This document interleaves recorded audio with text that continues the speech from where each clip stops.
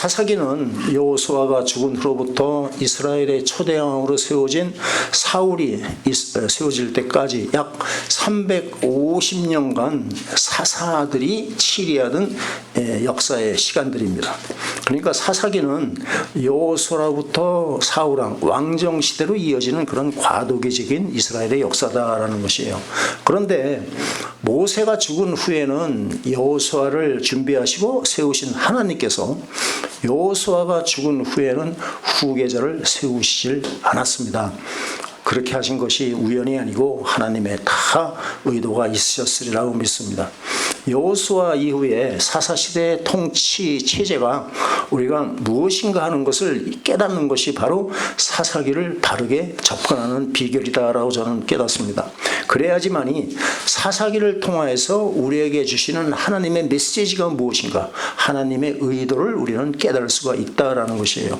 하나님의 의도를 알기 위해서는 먼저 여호수아서로 잠깐 돌아가서 이스라엘 백성들이 약속의 땅에 들어가서 땅을 분배할 때 레위 지파에게 어떻게 하라고 말씀을 하셨는가를 우리는 살펴봐야 됩니다. 여호수아 21장입니다. 21장 41절 21장 41절 읽습니다.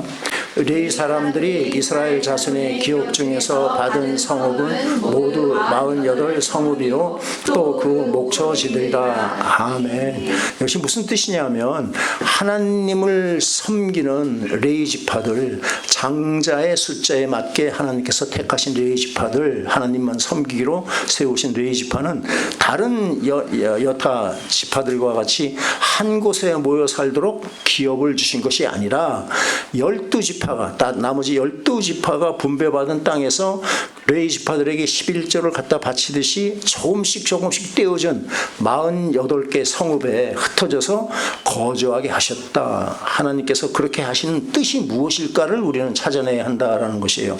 거기에 힌트가 되는 것이 바로 48 성읍 중에는 우리가 그 잘 아는 예수님을 예표하는 그 도피성이 6개가 포함이 되어 있다라는 점입니다.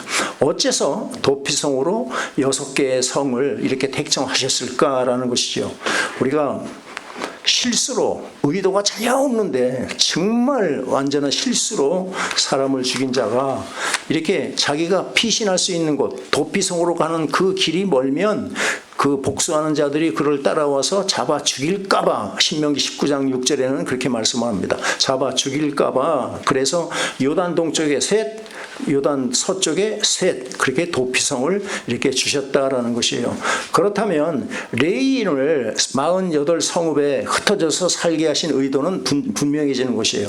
이스라엘 12지파의 아주 가까운 이웃에 하나님을 섬기는 레위인들을 골고루 나누어서 배치해서 레위인들로 하여금 다른 하나님의 백성들에게 하나님의 말씀을 가르치고 말씀에 순종하는 그런 삶을 살게 함으로 하나님을 잘 섬기며 살아가도록 하시는 것이 바로 하나님께서 레위 지파에게는 따로 기업을 주시지 않고 흐트러시는 그런 뜻이 있다. 이해가 되시죠?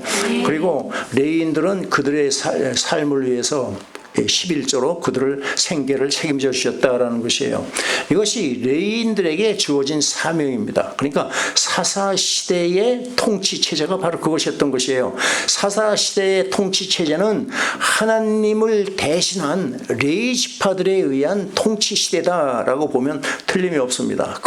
그것이 바로 오늘날까지 사실은 하나님의 통치체제다라는 것을 우리는 이 사사기를 통해서, 말씀을 통해서 깨달을 수 있기를 바랍니다. 오늘날의 레인들이라고 할 수 있는 예수님만을 섬기는 그런 크리스천들이 우리가 한 곳에 모여 살고 있는 것이 아니라 전 세계의 방방곡곡에 흩어져서 살고 있습니다. 레인들이 48개 성에 나누어 살고 있는 것 같이 흩어져 살고 있다. 왜 그랬습니까? 바로 우리 크리스천들이, 레인들이 바로 세상의 소금이 되고 세상의 빛으로 살아가라는 하나님의 뜻이 거기 있는 줄로 믿으시길 바랍니다. 그런데 어째서 사사시대가 암흑시대같이 되었을까? 그러니까 48 성읍에 흩어진 레위인들이 바로 그들에게 맡겨진 빛과 소금의 사명을 감당하지 못했기 때문에 12지파 온 백성들이 흑암 가운데 살 수밖에 없었다라는 것을 여러분들이 사사기를 통해서 깨달을 수 있기를 바랍니다. 그러면 여호수아의 후계자, 즉 왕을 모세 후계자로 여호수아를 세우듯이 여호수아 후계자를 누굴 딱 세우지 않는 의도가 무엇인가 하고 우리는 묻게 됩니다. 나중에 장로들이 마지막 선지자라고 하는 사무엘에게 이렇게 얘기합니다.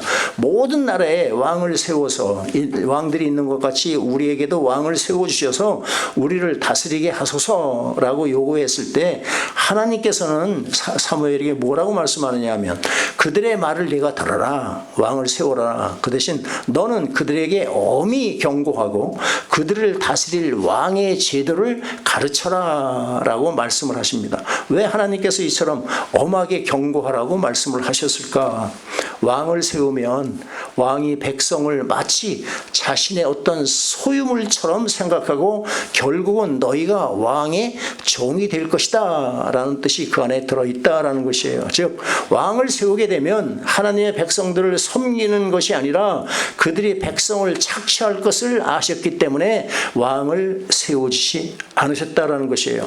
하나님께서 친히 다스리는 소위 얘기하는 신정제도는 백성들이 필요한 것을 공급해 주십니다. 공급해 주시고 또 공급해 주십니다. 그리고 끝에는 자기 아들까지 아끼지 아니하시고 우리 모든 사람을 위해서 내주시는 제도가 바로 하나님이 다스리시는 왕으로 다스리시는 신정제도다라는 것이에요. 그렇다면 하나님께서 보내신 우리의 영원하신 왕은 어떤 왕이신가? 바로 마가복음 10장 45절, 마태복음 20장 28절에 나오는 바로 인자가 온 것은 섬김을 받으려 함이 아니라 도리어 섬기려 하고 나의 목숨을 많은 사람의 대성물로 주려 함이라. 이 땅에 섬기려 오신 분이 바로 하나님 나라의 왕으로 오신 분이다라는 것이에요. 그런데 열왕기에 나타나는 많은 왕들을 우리가 보면 그들이 모두가 그리스도를 예표하는 자들이지만 오히려 예수님과는 전혀 다른 삶을 삽니다. 역기능으로 우리에게 보여준다라는 것이에요. 백성들을 섬기는 것이 아니라 그들 위해 군림하는 모습을 우리는 잘 볼 수가 있습니다. 그렇다면 오늘날 지도자는 어떠느냐라고 우리는 물어봐야 됩니다. 오늘날 지도자들, 우리가 예를 들어서 투표를 이렇게 뽑는다 하면 한 표를 얻을 때는 내가 정말 당신의 종이 되어서 섬기겠습니다. 하지만 당선이 되고 나면 그들은 정말 한순간에 그들이 변질되는 것을 우리는 너무나 많이 봅니다. 그것은 이상할 것이 없어요. 죄인들의 특성이 바로 그것다. 그러니까 하나님을 두려워하지 않는 자들은 그럴 수밖에 없다라는 것입니다. 오늘 사사기는 크게 세 부분으로 나눕니다. 첫째 부분은 사사시대가 혼란에 빠지게 된 그 원인을 말씀을 하시는 것이 1장과 2장 말씀입니다. 둘째 부분은 3장서부터 16장까지인데 바로 그 이스라엘 백성들에게 7번의 아주 아픈 그 악순환이 되풀이하는 내용이 바로 3장에서 16장까지 기록이 되어 있고, 마지막 세 번째 부분은 부패한 레위인들의 타락상을 우리에게 고발하는 내용이 17장부터 21장까지 기록이 되어 있습니다. 그렇다면 사사시대가 빛이 비추어지지 않는 어두운 세상이 된 원인이 무엇일까라는 것이에요. 첫 번째 원인은 1장에서 그 땅에서 이방인을 쫓아내지 못했다라는 말이 9번이나 강조돼서 나타나는 것이에요. 그들을 다 어린 나이까지 쫓아내라, 약속의 땅에서 그들을 쫓아내라 라고 말씀하시는데 그것을 온전히 지키지를 못했다라는 것이에요. 이 쫓아낸다는 것, 이방인들을 쫓아내고 우상 섬기는 자들을 쫓아낸다는 것이 바로 현대를 살아가는 저와 여러분들에게는 선한 싸움이라는 표현으로 우리에게 적용이 됩니다. 내가 매일매일 예수님과 함께 죽는 싸움을 감당해야지만이 내 안에서 나를 세상으로 끌고 가려는 육신의 정욕이 나를 넘어뜨리지 않게 되는 것이다. 할렐루야. 아멘. 내 안에서 역사하는 육신의 정욕으로 끌고 가려는 것들을 내가 죽음으로 그 육신의 정욕까지도 같이 나와 함께 죽는다. 더 이상 나를 세상으로 끌고 나가지 못한다라는 것이에요. 그것이 바로 이방인들을 쫓아내라라는 말씀과 똑같은 말씀이시고, 두 번째 원인은 2장 10절의 말씀대로 그 후에 일어난 다른 세대는 여호와를 알지 못하더라라고 말씀을 합니다.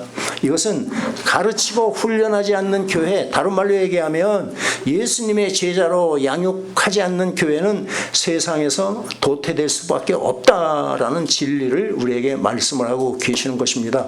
모여서 찬양하고 너 좋고 나 좋고 이렇게 이 땅에서 예수를 믿는 것처럼 다 나가도 예수님의 생명이 드러나지 않는, 예수님의 제자로 양육되지 않는다면 거기에는 예수님의 생명이 역사하지 않는 교회라는 것을 잊지 마시길 바랍니다.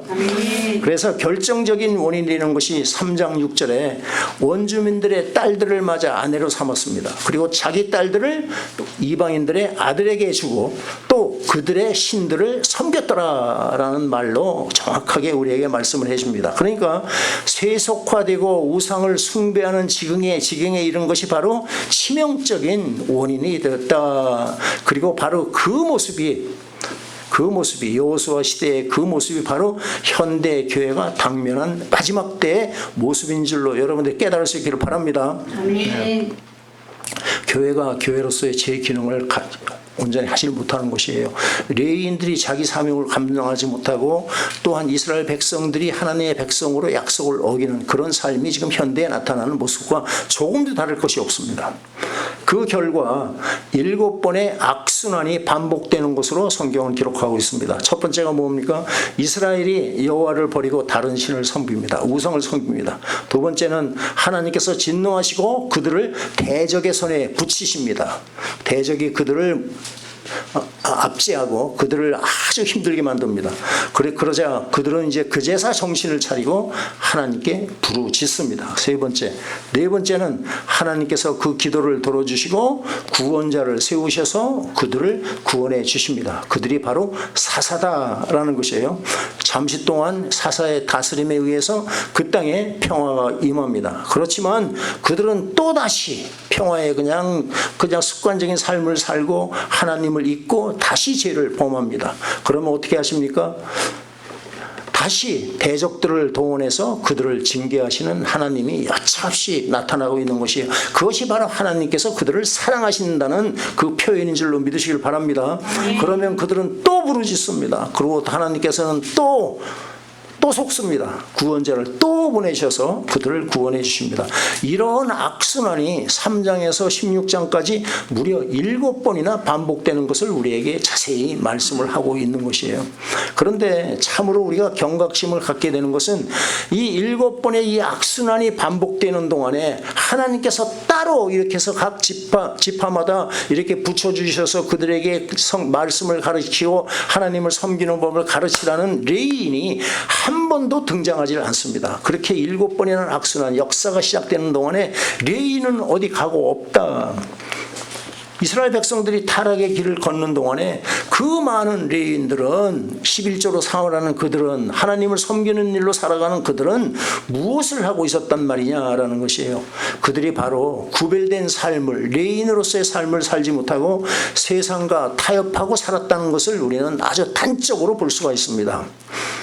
그런데 레위인의 부패상을 고발하는 세 번째 부분, 마지막 부분에 17장에서 21장에 이르러서야 비로소 두 사람의 레위인 얘기가 등장을 합니다. 그런데 그 레위인들의 모습이 빛과 소금으로의 그 사명을 감당하는 아름다운 모습으로 등장하는 것이 아니라 오히려 세상 사람들을 부패시키고 타락시키게 하는 원인 제공으로 레위인들이 등장한다라는 것이에요.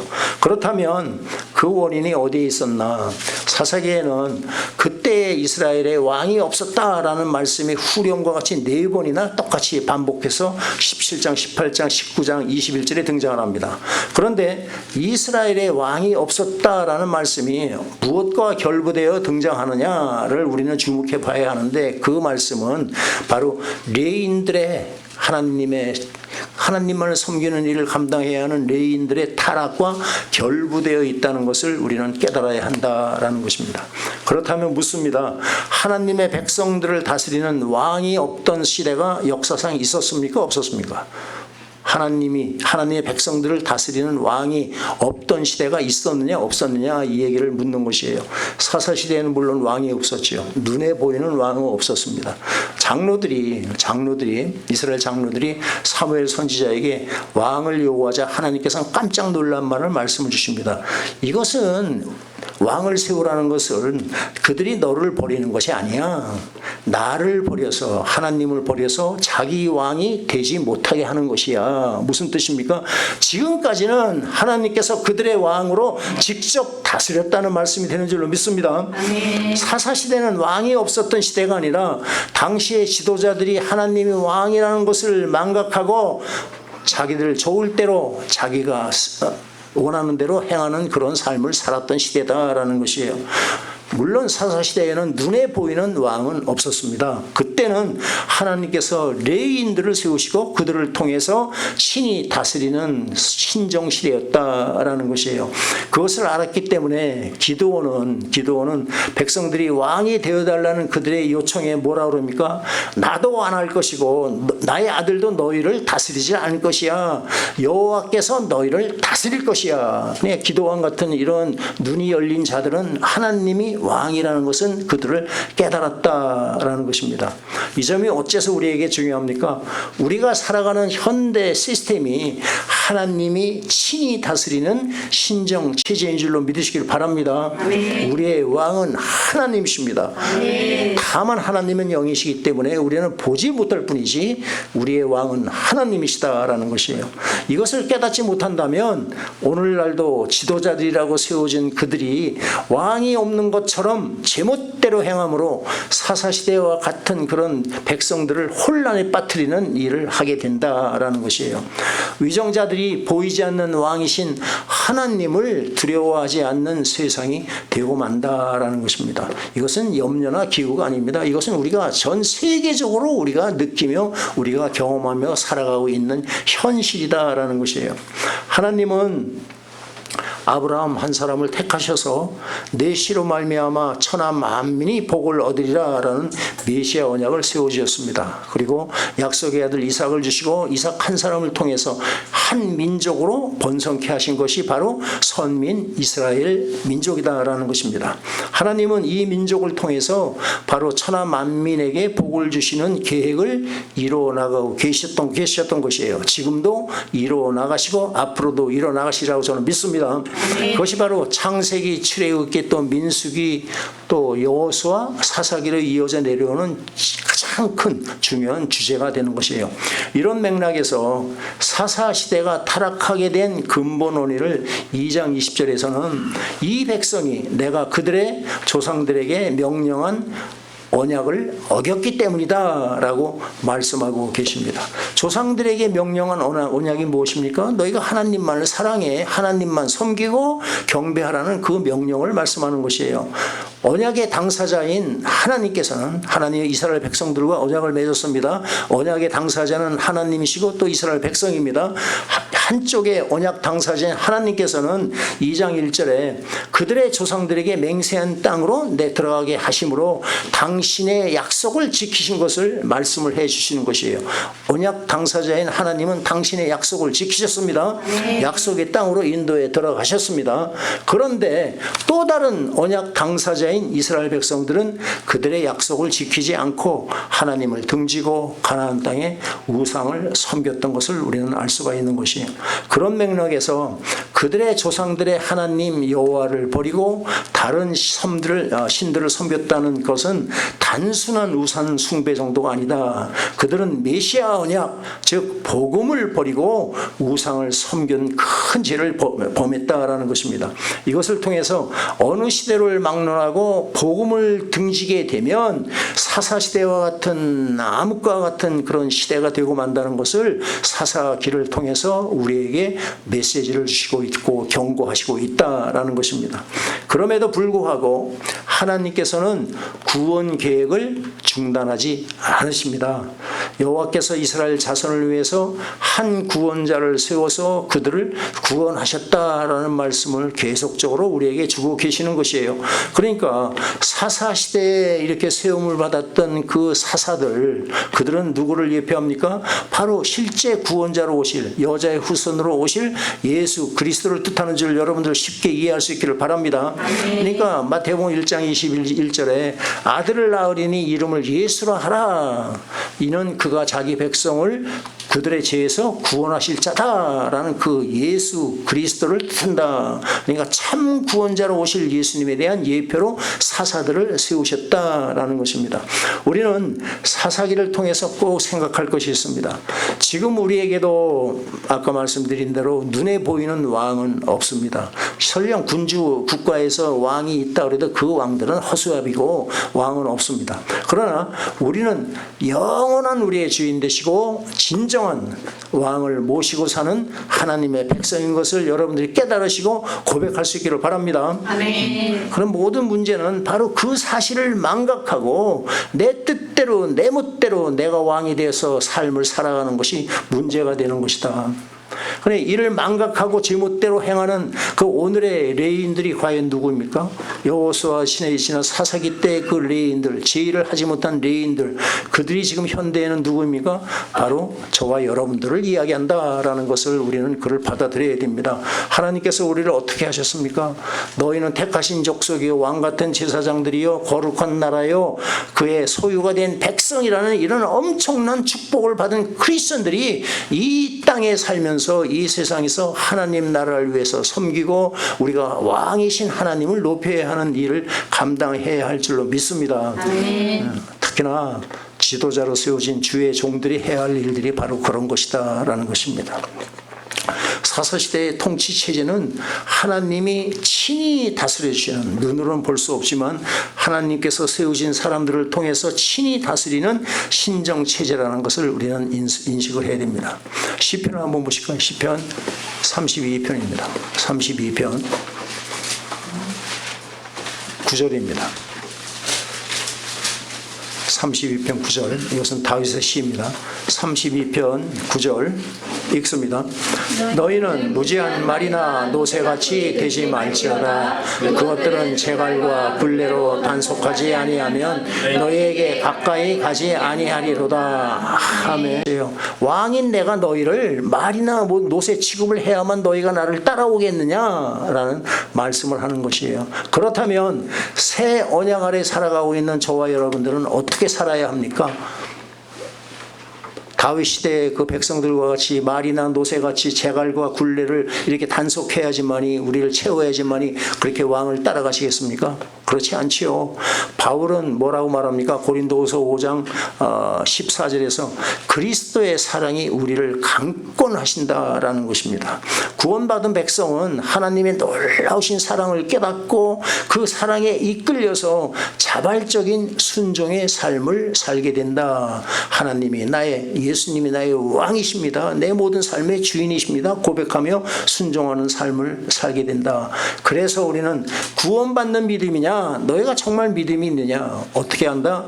나의 삶 속에서 순종하는 것이, 말씀에 순종하는 것이 드러나야 된다라는 것을 강조하고 있는 것입니다. 또 한 가지 중요한 것이 있습니다. 여러분 모두에게 다 해당되는 이야기. 여호수아와 함께 가나안 땅에 들어온 가나안 1세대는 그들은 전쟁을 치르느라고 정신없이 사는 바람에 자녀들에게 온전한 하나님에 대한 신앙 교육을 시킬 수가 없었다라는 것을 우리는 쉽게 유추 해석할 수가 있습니다. 이것은 바로 우리에게 엄청나게 경각심을 불러주는 대목입니다. 저와 여러분들도 어떤 형편으로든 어떤 이유 됐든지 우리가 고국을 떠나서 정말 내가 일하지 않고 내가 벌지 않으면 의지할 수 없는 이런 이국 생활을 하는 이민 1세대들입니다. 새벽에 나갔다가 밤늦게 들어오는 것은 그 뭐 누구나 다 겪은 그런 이민 생활을 해야지만이 우리는 삶을 살고 먹고 마시고 이 땅에서 살 수가 있는 그런 삶을 살았다라는 것이에요. 그래서 자녀들에게 입으로 공부는 시키고 돈을 줘서 학교를 보내고 하는 일은 했지만 믿음은 바르게 가르치질 못했다라는 것을 우리는 생각을 깊이 해야 할 줄로 믿습니다. 자녀들이 교회에 나가고 있다, 그것만으로 여러분들 만족하시고 그것을 다 했다고 생각하지 마시길 바라요. 몸뚱아린 교회가 있어도 생각은 하나님을 기쁘게 하는 일을 삶을 살지 못한다면 그것은 무림만 그리스도인이다 라는 말씀을 항상 저는 말씀을 드리는 것이에요. 바로 사사시대 350년 동안 이스라엘 백성들이 겪는 고통들을 한번 생각해 보십시오. 부모들이 하나님을 제대로 가르치지 못해서 그들은 고통 가운데 살아갈 수밖에 없었다. 저와 여러분들은 지금이라도 온전히 하나님 앞에 회개하고 자녀들에게 신앙을 물려주는 일을 감당해야 할 줄로 믿습니다. 그것이 무엇보다도 사랑하는 자녀들에게 남겨질 가장 값진 유산인 것을 여러분들이 깨달을 수 있기를 바랍니다. 사사기는 여러 면에서 여호수아서와 대조가 되는데, 여호수아서가 승리의 기록이라고 그러면 사사기는 패배의 기록입니다. 결국 사사기는 그때 이스라엘의 왕이 없으므로 사람이 각기 자기의 옳은 대로 행했더라, 자기 소견에 옳은 대로 행했더라 라는 말로 끝을 맺습니다. 그들은 참된 왕이신 하나님을 인식하지 못하고 누리지 못하고 살았던 불쌍한 존재들이다 라는 것이에요. 사사기는 인간 사사들이 구원자가 되지 못할 뿐 아니라 누구도 인간으로서는 영원한 구원자가 될 수 없음을 우리에게 보여주고 있습니다. 우리에게는 영원한 삶과 안식을 안겨주는 참된 왕이 계신 줄로 믿습니다. 바로 그분이 우리가 믿고 우리가 찬양하고 예배를 드리는 예수 그리스도, 말씀이 육신이 돼서 이 땅에 오셔서 우리의 화목제물이 되시고 대속제물이 되어주시는 창조주 하나님이신 예수 그리스도라는 것을 여러분들이 항상 기도할 때마다 그 고백을 하고 하나님을 높이고 우리가 하나님 앞에 기도할 수 있기를 바랍니다. 예수님은 나의 창조주 하나님이십니다. 또한 나의 구속의 주가 되십니다. 또한 내 모든 삶의 주인이 되시고 내 모든 삶의 왕이시다. 눈으로는 보이지 않지만 나의 왕이시다 라는 것을 고백하시면서 하나님의 뜻에 순종하는 복된 삶을 사는 여러분들이 되시기를 바랍니다. 그러려면 예수님을 알기에 힘쓰셔야 됩니다. 성경 일독을 통해서 성경을 읽었다는 것에 힘을 실지 마시고, 내가 조금 읽었어도 그날 주어진 시간에 주어진 분량을 읽으면서 그것을 다시 덮고 그 안에 내가 지금 무엇을 읽었는지, 이 안에서 예수님이 어디 계신가를 여러분들이 스스로 묵상하는 그 시간이 너무너무 귀하다. 이해가 되시죠? 네. 그것을 꼭 잊지 마시고 예수님만을 믿고 의지함으로 여러분 모두가 한 사람도 빠짐없이 하나님이 약속하신 약속의 땅에 들어가는 저와 여러분들 되시기를 예수의 이름으로 축원드리겠습니다. 네.